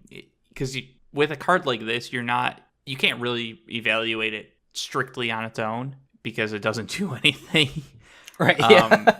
Yeah. You literally cannot play this if you don't have another creature. So like that's a downside, but like if you get past that, it's not ridiculous to have it all come together in the correct deck. Yeah. Like, it's not unreasonable for this downside and the creature to work synergistically with the rest of the deck and what it's trying to do. So I like For it. Ural's 1-drop recursive black creatures, if they wipe the board, how many of them can you still recur on an empty board? I feel like it's still not very many, right? It's not very many. It depends. Like, there's Gravecrawler, if you have a zombie, I guess you. But no, eventually the have to board play. is wiped. That's what I'm saying. Yeah. Like if you have an empty board, A lot of them are some type of board presence, like Bloodsoaked Champion, you have to attack. exactly. Yeah. Gravecrawler, you just have to play a zombie, which is one of those where, like, because that's just play a zombie, then you can, like, play a zombie, bring it back the same turn instead of, like, waiting a turn. What's the other one? Oh, Gutter Bones. Sorry, I Gutter Bones is deal damage, correct? No, that one's lost life, so essentially deal damage. Oh, okay, but, sure. Yeah. Okay. So I can't really hate on this card for being the same way. Yeah, No. I think it's very balanced around what you would expect from a 1-drop recursive creature. Yeah. So we've got Ceaseless Boggart, which is 1 black for a 3/2 zombie goblin. When another creature card leaves your graveyard, you may return Ceaseless Boggart from your graveyard to the battlefield tapped. 1 and a black, return Ceaseless Boggart from your graveyard to your hand. Okay, so what I was going to say about this card is that this card reads like a 4-of format. Yeah, no, I'm totally with you. This is like a constructed card. Because without the fact that you like, so the two abilities don't work together unless you have multiples of this card. And if you do, then it's cool. But like, it doesn't. How often are creatures leaving your grave? Well, Yeah, it's not often, which is why I kind of like that this is as pushed as it is with, what's the one we play, Eric, that's still an uncommon? Conrad. Yes. Sir Conrad. But he which doesn't. has the same wording. His isn't leave the grave. Well, I guess technically it Yes. is leave the graveyard. It But it's His also is enters or the leave the graveyard, graveyard. yeah. His is or leave the graveyard. So I like that it's got the broad case. I wonder if you couldn't push this further, though. Yeah. No, you which absolutely could push this further. That's my thing. I get that this is an uncommon, but I still think you could push it further. That's actually my problem with it, is I think if you're not having it enter the battlefield from the grave for free, it's not good enough. Because it's just I a don't know, 3-mana dude. 3/2. Yeah, but you can bring it back from your graveyard for Only 2. To your hand, though, and then you gotta recast it, and it's still just a 3/2. Sure, I mean, I'm not saying this is... I'm not trying to defend it being an all-star, holy shit, this is too powerful. I'm just saying, like, I think the fact that it is recursive in, like, the slow recursive nature... This one needs menace. Maybe okay, it probably does need a little bit more, but I think you're undervaluing how useful it is for something to come back from the graveyard to your hand for a cheap cost. I guess my argument there is that the cost isn't cheap enough.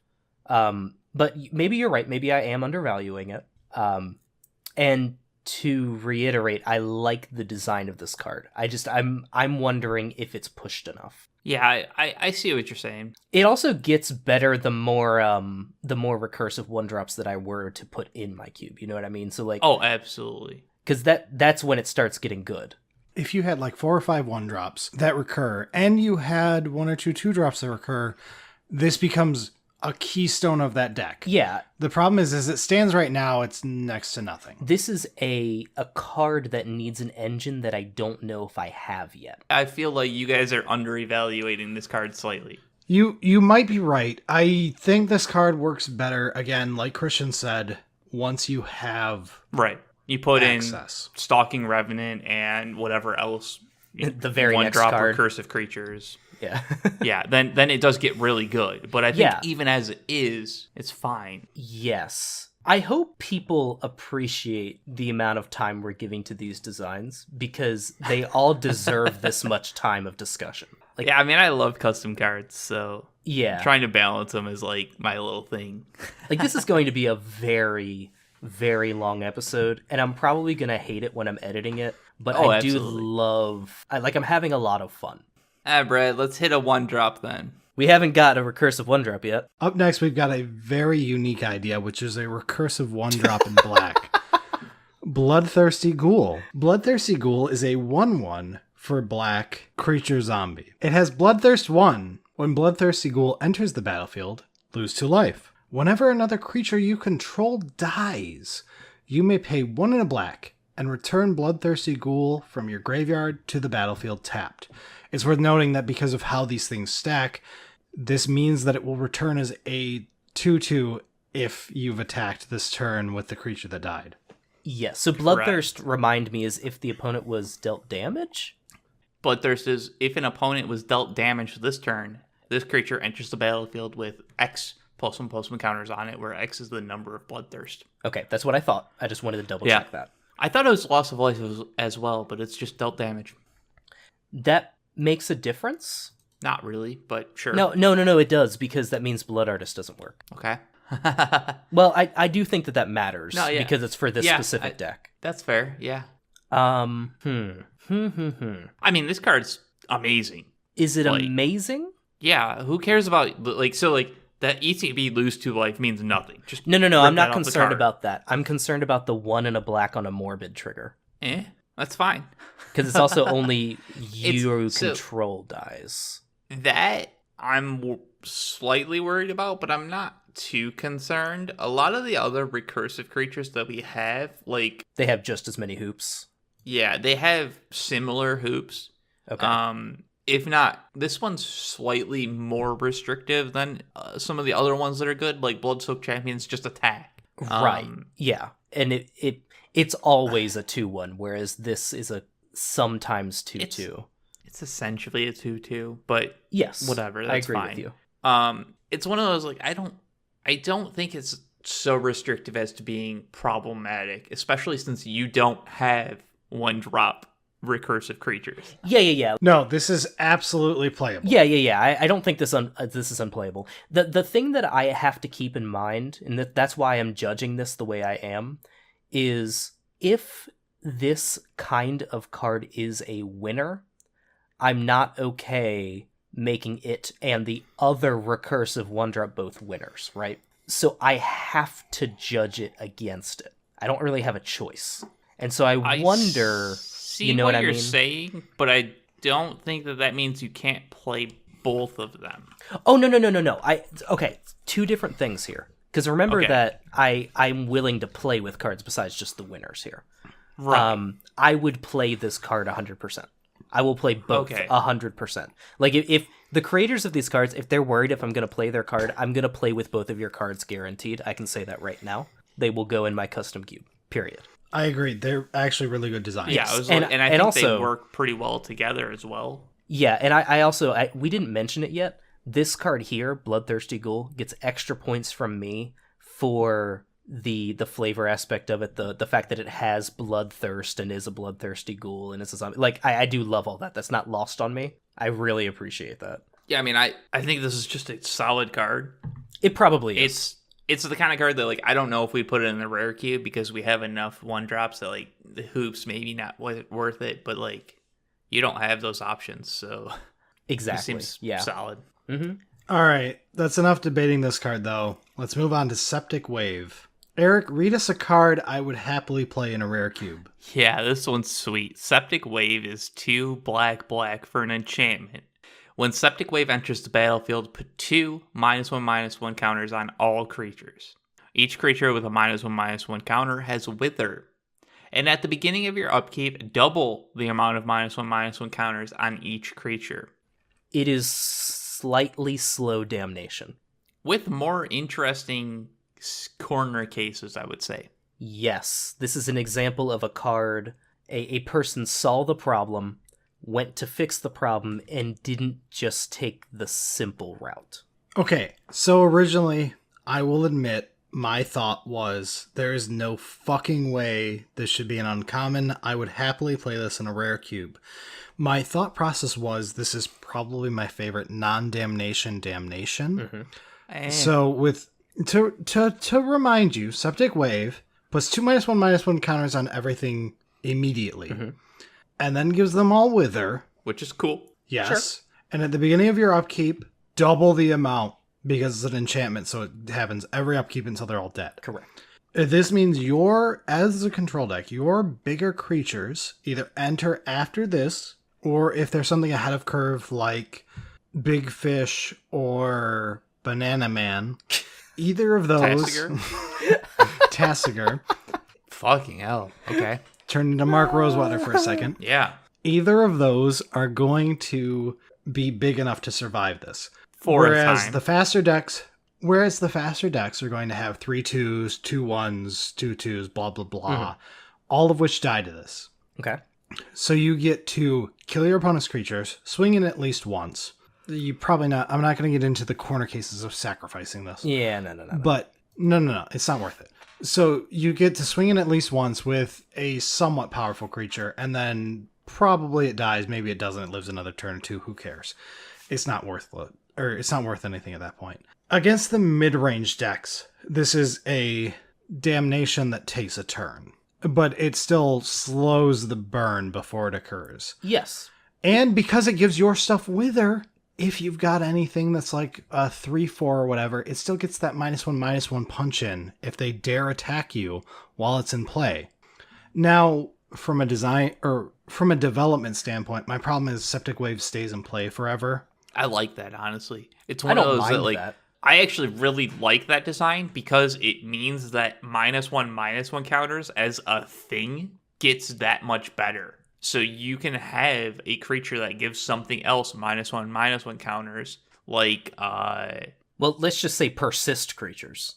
Well, I was gonna say there's the Chupacabra Skin Renderer. Sure. You have things like that just get more and more value, and that's an interesting effect for an enchantment that just sticks around after fucking up the board. Mm-hmm. Although my point then is it has to be targeting something 6/6 or bigger. Yeah. I'm iffy. I'm iffy on that. That's about as corner case as sacrificing this before it doubles. It is corner case, but it's one of those that, like, I think this is the kind of card that opens up additional design space in the cube. Like, -1/-1 counters could be something that's useful. Septic Wave should still probably have the text from Pyromancy or Narcolepsy. Please help me here. Where if there are no creatures, you sacrifice it? Yeah. Yes. Okay. It should probably have that from a development standpoint to just clear up the board so it's not sitting in play all game. Eric might be correct. It might be better to keep them that way. I see what you're saying, where it's like, try and keep board states clean. This was supposed to be a board wipe. But I'm just saying, like, I actually like the fact that this is a persistent thing that, like, because -1/-1 counters aren't particularly prevalent. I get what you're saying. And you might be right. You may have actually pushed me over the edge on maybe keeping it in play. My thought was to take it away from play. Either way, we're on a tangent. This is still a slow damnation, which is great. Yeah. I would happily play this at rare over something like Languish. Yeah. Mm-hmm. Which was my original intent. And I thought when I saw this card, there is no way this should be uncommon. Christian should not even be looking at this. And this was one of the ones that I made fun of when I presented them to Christian. And I apologize to the person who made this because I think I've come around on it because of what Christian has said, where he wants the 5-mana Damnation to be a total standard that you wouldn't blink at in his cube. Mm-hmm. Whereas Septic Wave, because it's not quite Damnation, is acceptable at a 4-drop. And I agree with you. Cool. One last thing I'm going to add to this, which I'm not going to take into account when I judge this for contest purposes, because it's kind of not fair. There is a custom card that I don't know that I've revealed or not, but I've made it that I think I will add to my cube. And it's some kind of, like, hag. I can't remember exactly what the name of it is, but it's a 4-drop 2/2 that has the text of remove a counter from a creature you control to either gain a life or have an opponent lose a life. That can do some cool stuff with this card. You can remove the -1/-1 counters from your creatures. So, that, again, I'm not putting that into account when I'm judging this card for contest purposes, but that is kind of like, that is the sort of thing that I think Brad was talking about, or actually, sorry, were you were talking about that, where it opens up different avenues of design. Yeah, and that's kind of the thing, is like, it's just one of these, like, the counters itself can have more interesting design space.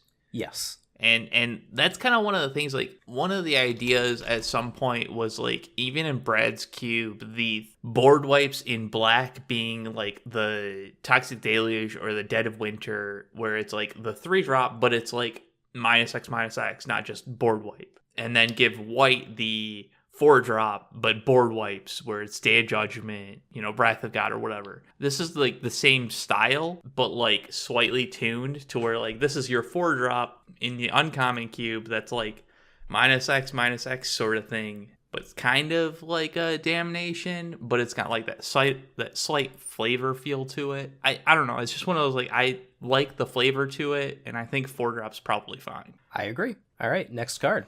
Havengul Swarm Host. 1 and a black for a 2/2 zombie. 1 and a black, discard a card. Create a 1/1 black rat creature token. Activate this ability only if Havengul Swarm Host is in your grave. I've had enough time to kind of look at this card for a good bit of time already because it piqued my attention. And unless I'm mistaken, I don't think this comes close to good enough because... okay, so here are the hoops, right? This is a 2-mana 2/2. That's not good enough. This has to be in your grave. You have to pay 2 mana, and you have to discard a card to make 1/1/1. That's a lot of cost for a single 1/1. Yes. Yeah, I think they were looking at it as, like, discards a potential upside, and it can be an upside when it's not attached to a mana cost as well. Correct.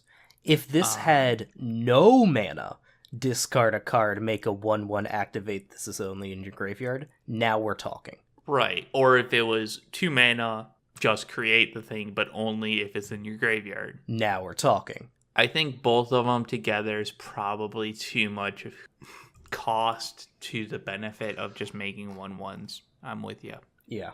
I think that's a quick one, Yeah, I mean, it's just like, I keep thinking, like, there could be interesting things where, like, you try and make it a, what's the pack rat-esque type thing where, like, the rats get bigger and bigger, and then, like, okay, paying 2 mana and discarding a card. Yeah, like, even though it's in the graveyard, like, maybe that's enough, because it's just getting bigger and bigger, and, like, that's gameplay. Exactly, yeah, that could be a cool, interesting way to take it and kind of be in, like, an homage to pack rat. That's a cool idea. Yeah, so, there's a lot of things there, I just don't think it feels like it's the kind of thing that would be perfect design in the next standard set that's actually taking advantage of graveyard type things. But exactly. This is cute. Yeah. We need a little bit more. Yep. All right, let's move on then. Yep. Deckmore Grave Widow is black for a 1/2 zombie spider for the most overused type in this entire review. Yeah, zombies and spiders. I like it. Black for a 1/2 zombie spider, death touch. With Dredge 3. Holy shit. It just got interesting. This is a simple design from that standpoint, but it's a more complex design from the goddamn do I love Dredge standpoint. You remember when you tried to slam Dredge into your cube? I fucking did, and I don't regret it. Fuck you. It was not good, but it was fucking interesting. Fantastic. So, Spooty, are you interested in a 1/2 death touch for 1? Well, no. Okay, what about if you just had a Dredge 3 creature in your graveyard? That's a little bit closer. Okay, so we slam them together. That means it's an all-star slam dunk, right? This card is incredibly powerful. I think it's easy to say any death touch creature with Dredge is a powerful effect. Making it a 1-mana death touch creature with Dredge 3? That is very strong. I mean, Dredge is a scary mechanic. It is. I mean, okay, so like let's think of Stitcher Supplier, right? That's 1 mana and it mills at most 6, assuming you're not doing some other shenanigans with it. This is 1 mana, that one cycle of it dredges 3, so it mills you 3, but then you have a 1/2 death touch twice at that point. I feel like the death touch is fucking scary. The death touch is what scares me so much about this card. Because, like, you're just like, I have 40 cards on my deck, and I have this 1-drop death touch dude for as long as I have cards in my library. So I kind of love this card because it being the Dredge 1/2 death touch, That's the nice part, because what it's accenting to me is the Labman deck. Yes. Sure. Okay. Like, I get that there's the green-black self-mill deck where you're playing your spider spawnings, but I really like this as a way to feed the Labman deck while being a defensive creature your entire game. Yeah, I'm just looking at this like any deck that wants to slow the game down. Because you have the choice. I agree with you, but like we've learned with dredge cards, they need the deck to support them. You can't just slam them into a deck and they work. Yeah. This one, granted, is better than like Typhoid Rats, but Typhoid Rats is a fucking common that's been printed for 10 years. The problem isn't, oh, this is better than Typhoid Rats. The problem is this might be one of the best dredge creatures ever printed. I don't think it's the best For dredge cube. creatures ever printed because... For cube, yes. Yeah, for cube. Because my problem is, when you come to Constructed... You just want the biggest dredge number. Yeah. But dredge 3 this is doesn't big. breach the top 5, top 10.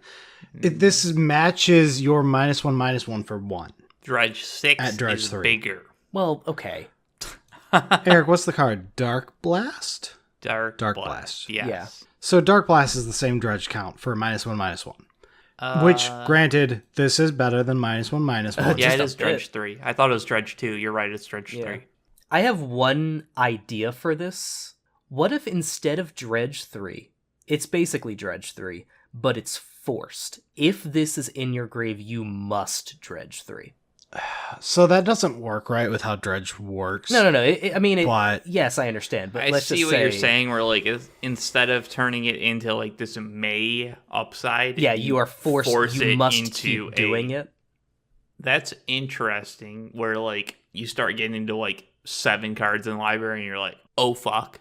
Yeah, no, I'm with you. I don't think this card is actually too strong to test in your environment, to be honest. Like, it's something that I would be worried about, because like if the slow decks take too much advantage of it, that's something to keep in mind.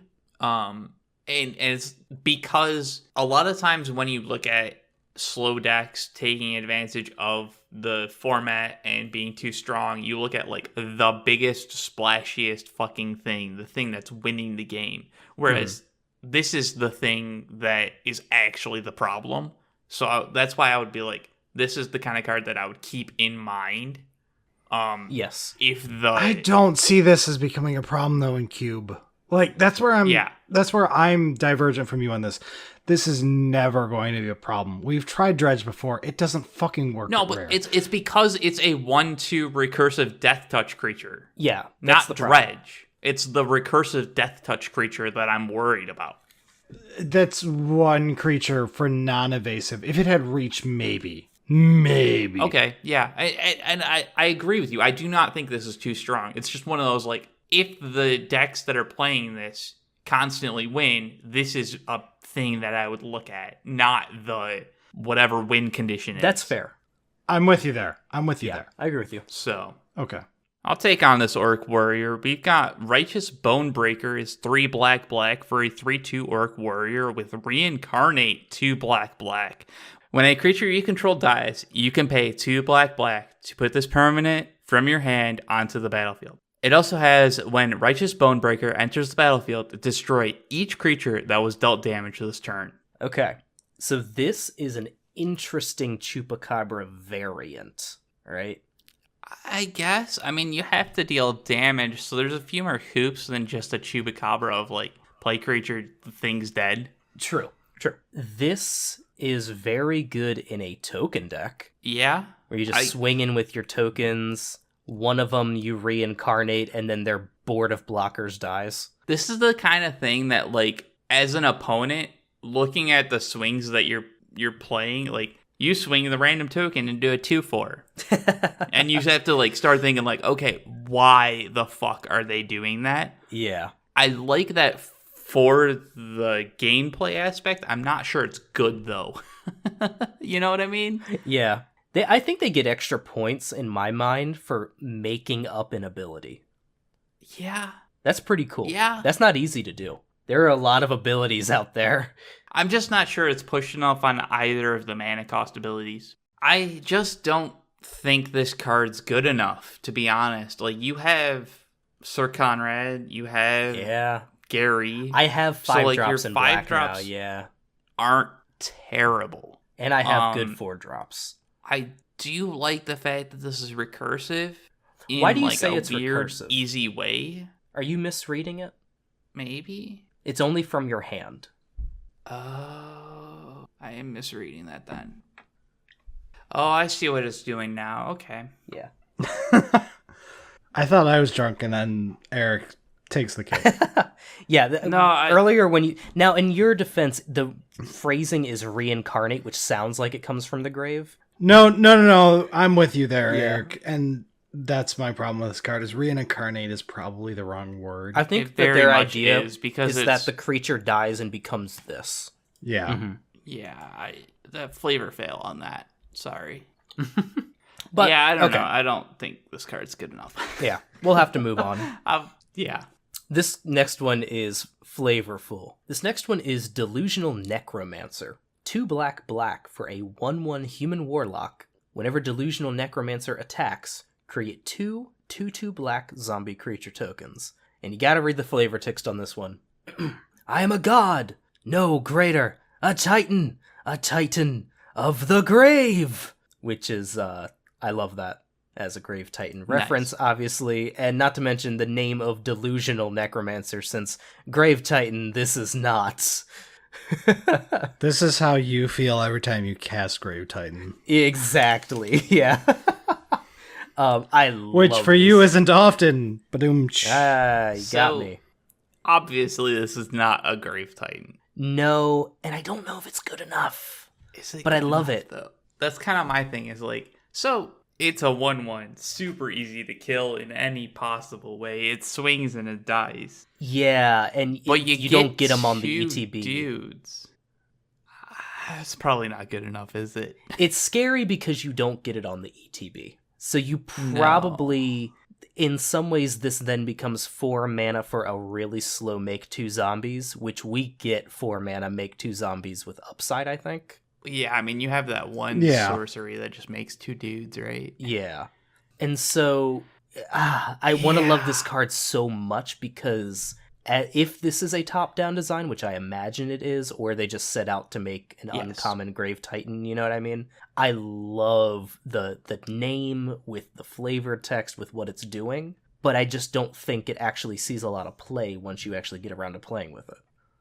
Yeah, I'm with you. Card's sweet, but I love it. Not I want to figure out a way to make tweaks this that work. can be made. Yeah, I really want to mean, figure just- out how this works. You just make 2 2/2s on ETB. GG, done. That would be enough. I wonder if that's too good at that point. Maybe make it 5 mana then. Maybe. Yeah. Sure. Whatever. There's ways to fix it with slight tweaks here and there. Maybe make its stats slightly better, but like, and there might be something there, but as its own. But chef's kiss for the flavor on this card. Chef's kiss. Spooty approved. Absolutely.